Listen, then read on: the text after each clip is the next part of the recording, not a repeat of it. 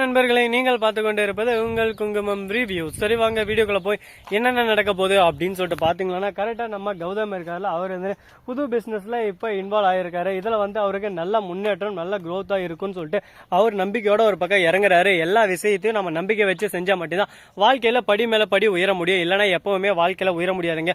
ஒரே மட்டத்துல ஒரே தவளை தான் இருக்க முடியும். ஒரு வாழ்க்கையில ஒரு அச்சீவ்மெண்ட் அடிக்கணும்னா அதுக்கு ஃபர்ஸ்ட் நாம உழைக்கணும். உழைக்காம எது ஒண்ணுமே நடக்காது. எதனா ஒண்ணு உழைச்சுக்கிட்டே தான் இருக்கணும்.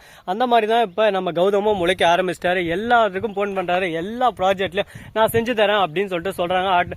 டிராயிங் கரெக்டா எல்லாரும் கேட்டவங்க எல்லாருமே சரி ஓகே, உங்களோட அப்ரோச் எல்லாருக்கும் பிடிச்சிருக்கு, நீங்க பண்ணுங்க, நீங்க பண்ணி அது ஓகே ஆச்சுன்னா அடுத்து நான் உங்களுக்கே தரேன் அப்படின்னு சொல்லிட்டு சொல்றாங்க.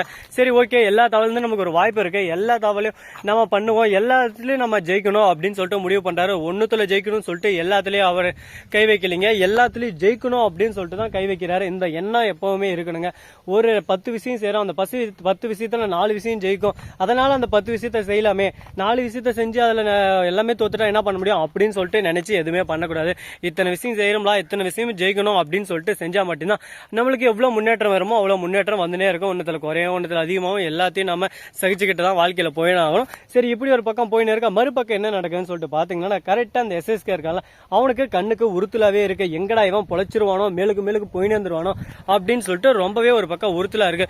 இதனால மன உடைச்சலுக்கு ஆளாயிடுறாரு. என்ன பண்றது ஏது பண்றது தெரியாம ரொம்பவே ஒரு பக்கம் செம்ம கட்டுப்புல இருக்காரு. அப்படியே எட்டி ஒரு வந்த மூஞ்சி மேலே ஒதுக்கணும், அப்படியே அடி பொழந்து கட்டிடணும் அப்படின்னு சொல்லிட்டு வெறியில இருக்காங்க. சரி என்னங்க பண்றது, வாழ்க்கையில இந்த மாதிரி சனி முடிச்சது 4-5 இருக்குங்க. ஏன் டவர் கிடைக்காதாலும் கூட்டு வந்து விட்டுருங்க.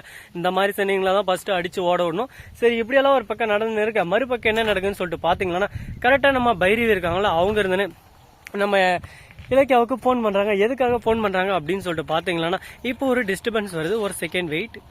அடாடா என்ன ஒரு சவுண்டு அப்படின்ற மாதிரி தான் இப்போ ஒரு நிலமையில போயின்னு இருக்கு. எல்லாமே ஒரு பக்கம் ஈக்குவலா போயிடுச்சுங்க. நம்ம கௌதம் வந்து இப்ப ஜெயிக்க போறாரு. ஆனா நம்ம இலக்கியாவுக்கு மிகப்பெரிய ஒரு ஆபத்து காத்துன்னு இருக்கு. கரெக்டா அந்த குழந்தைங்களுக்கு இப்ப சாப்பாடு விடுற வேலை செய்யறாங்களா, அந்த சாப்பாட்டுல பாய்ச்சனை கலந்து வச்சு இலக்கியாவை அரெஸ்ட் பண்ணிடலாம் அப்படின்னு சொல்லிட்டு ஒரு குருட்டு நம்பிக்கையில இப்ப எல்லாரும் பண்ணிட்டு இருக்காங்க. அடாடா இலக்கியாவை அரெஸ்ட் பண்ண போறாங்களா அப்படின்னு சொல்லிட்டு எல்லாரும் ஷாக் ஆகி கேட்பாங்க. ஆமாங்க, என்னங்க பண்றது, இலக்கியாவுக்கு மட்டும்தாங்க இந்த மாதிரி மாறி மாறி பிரச்சனை ஒரு பக்கம் ஓடி வந்துகிட்டே இருக்கு. இதெல்லாம் எப்படி சமாளிக்க போறாங்க, எப்படி முன்னேறி ஒரு படிக்கட்டா ஏறி போவாங்க சொல்லிட்டு யாராலையும் சொல்ல முடியாது. யாராலும் கருத்து கணிப்பாலும் சொல்ல முடியாது. எல்லாமே ஒரு பக்கம் பிரச்சனையாவே போயின்னு இருக்கு. பாப்போம், நம்ம இலக்கிய எல்லாத்திலயும் ஜெயிப்பாங்கன்னு சொல்லிட்டு கண்டிப்பா எனக்கு நம்பிக்கை இருக்கு.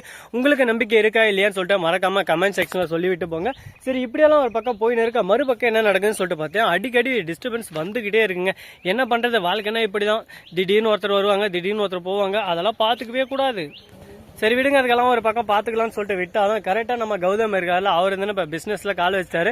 இது யார் யாருக்கு பிடிச்சிருக்கு, நம்ம கௌதம் பிசினஸ் பண்றது யார் யாருக்கு பிடிக்கல, பிடிச்சிருக்கிற எல்லாருமே மறக்காம கமெண்ட் செக்ஷன்ல கழுவி ஊத்தி விட்டு போங்க. பிடிக்கலான்றவங்க எல்லாரும் லைக்கை தள்ளி விட்டு போங்க. சோ நண்பர்களே, இந்த வீடியோ பிடிச்சிருந்தா லைக் பண்ணுங்க, கமெண்ட் பண்ணுங்க, ஷேர் பண்ணுங்க, டிண்டிங் பெல்ல தட்டி விட்டு போங்க. அப்பதான் நான் போற அடுத்த வீடியோ உடனுக்குடன் நோட்டிபிகேஷன்ல வந்து கொண்டே இருக்கும். மிக்க நன்றி, தேங்க்ஸ் ஃபார் வாட்சிங், டாடா, see you, நன்றி, வணக்கம்.